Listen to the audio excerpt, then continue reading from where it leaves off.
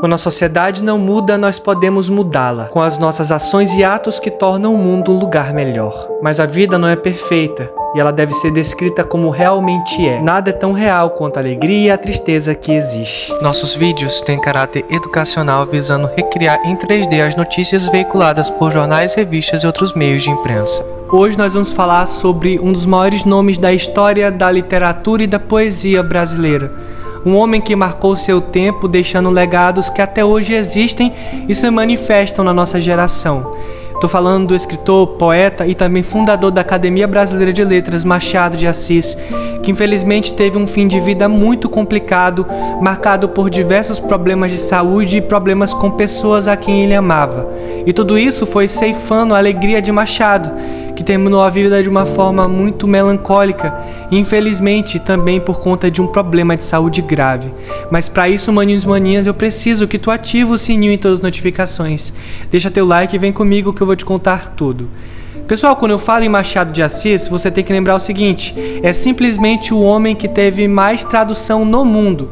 Mais de 10 livros de Machado de Assis foram traduzidos.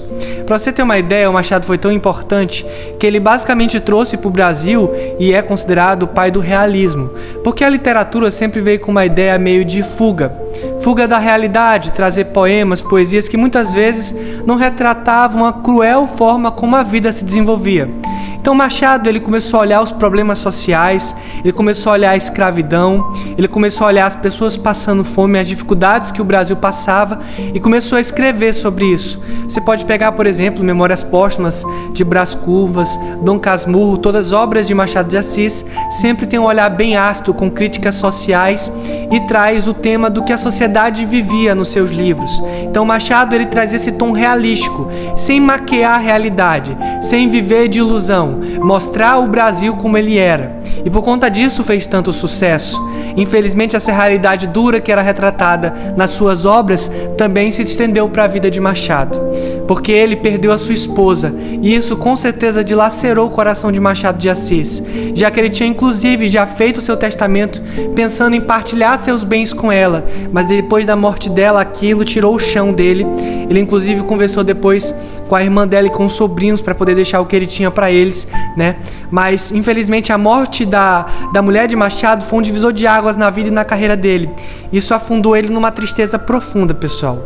Ele descobriu que estava com uma doença também chamada arteriosclerose, que é quando as veias e as artérias começam a engrossar. Quando uma artéria engrossa, dificulta a passagem do sangue. Quando o sangue passa de uma forma mais estreita, aumenta a pressão arterial, podendo trazer diversos problemas, desde um AVC, infarto, tudo que você pode pensar de ruim, isso pode acontecer.